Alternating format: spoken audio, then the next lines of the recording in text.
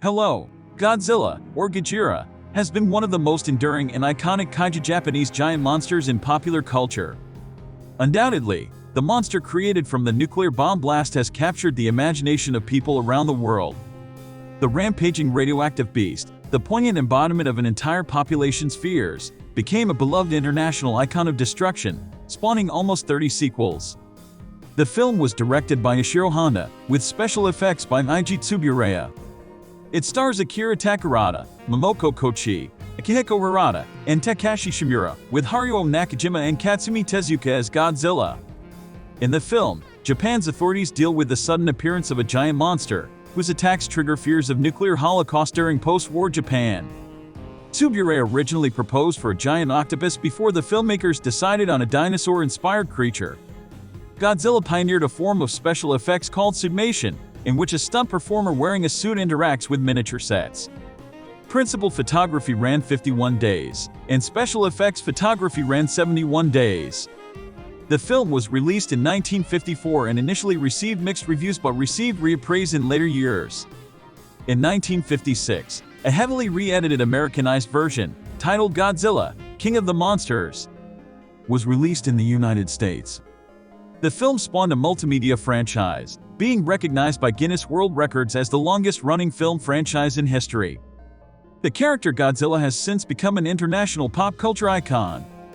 Godzilla was designed by Teizo Toshimitsu and Akira Watanabe under Eiji Tsuburaya's supervision. Early on, Tanaka contemplated having the monster be gorilla-like or whale-like in design, due to the name Gojira, a combination of the Japanese words for gorilla, gorira, and whale, Kujira, but eventually settled on a dinosaur-like design. Kazuyoshi Abe was hired earlier to design Godzilla, but his ideas were later rejected due to Godzilla looking too humanoid and mammalian, with a head shaped like a mushroom cloud. However, Abe was retained to help draw the film's storyboards. Toshimitsu and Watanabe decided to base Godzilla's design on dinosaurs and, by using dinosaur books and magazines as a reference, combined elements of a Tyrannosaurus, Iguanodon, and the dorsal fins of a Stegosaurus. Despite wanting to have utilized stop-motion animation, Tsuburaya reluctantly settled on suitmation. Toshimitsu sculpted 3 clay models on which the suit would be based. The first 2 were rejected, but the third was finally approved. The Godzilla suit was constructed by Kanju Yagi, Yasui Yagi, and Izo Kaimai, who used thin bamboo sticks and wire to build a frame for the interior of the suit and added metal mesh and cushioning over it to bolster its structure, and finally applied coats of latex. Coats of molten rubber were additionally applied, followed by carved indentations and strips of latex glued onto the surface of the suit to create Godzilla's scaly hide. This first version of the suit weighed 100 kilograms, 220 pounds. For close-ups, Toshimitsu created a smaller-scale, mechanical, hand-operated puppet that sprayed streams of mist from its mouth to act as Godzilla's atomic breath. In the film, Godzilla symbolizes nuclear holocaust from Japan's perspective and has since been culturally identified as a strong metaphor for nuclear weapons. Producer Tomoyuki Tanaka stated that the theme of the film, from the beginning, was the terror of the bomb. Mankind had created the bomb, and now nature was going to take revenge on mankind. Director Ishiro Honda filmed Godzilla's Tokyo rampage to mirror the atomic bombings of Hiroshima and Nagasaki, stating, "If Godzilla had been a dinosaur or some other animal, he would have been killed by just one cannonball. But if he were equal to an atomic bomb, we wouldn't know what to do. So, I took the characteristics of an atomic bomb and applied them to Godzilla." On March 1, 1954, just a few months before the film was made, the Japanese fishing vessel Daigo Fukuriyu Maru Lucky Dragon No. 5 had been showered with radioactive fallout from the U.S. military's 15-megaton Castle Bravo hydrogen bomb test at nearby Bikini Atoll. The boat's catch was contaminated, spurring a panic in Japan about the safety of eating fish, and the crew was sickened, with one crew member eventually dying from radiation sickness. This event led to the emergence of a large and enduring anti-nuclear movement that gathered 30 million signatures on an anti-nuclear petition by August 1955 and eventually became institutionalized as the Japan Council Against Atomic and Hydrogen Bombs. The film's opening scene of Godzilla destroying a Japanese vessel is a direct reference to these events and had a strong impact on Japanese viewers, with this recent event still fresh in the mind of the public. Academics Ann Allison, Thomas Schnellbacher, and Steve Riffle have said that Godzilla contains political and cultural undertones that can be attributed to what the Japanese had experienced in World War II, and that Japanese audiences were able to connect emotionally to the monster. They theorized that these viewers saw Godzilla as a victim and felt that the creature's backstory reminded them of their experiences in World War II.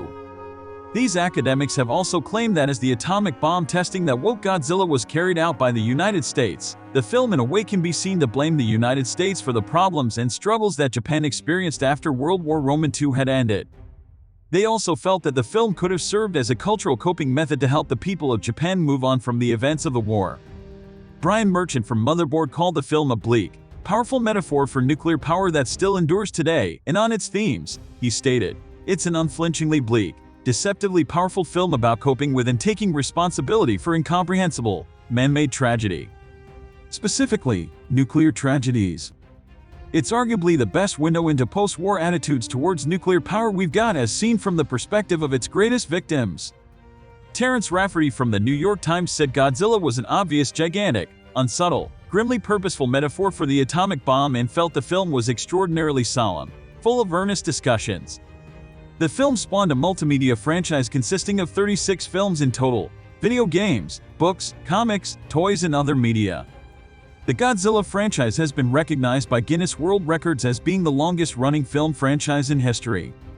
Since his debut, Godzilla became an international pop culture icon, inspiring countless rip-offs, imitations, parodies, and tributes.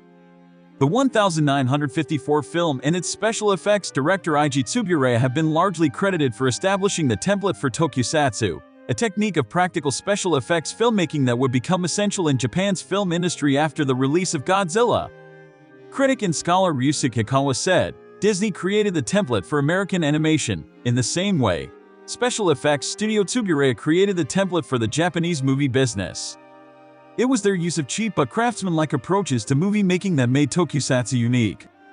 Steven Spielberg cited Godzilla as an inspiration for Jurassic Park 1993, specifically Godzilla, King of the Monsters 1956, which he grew up watching.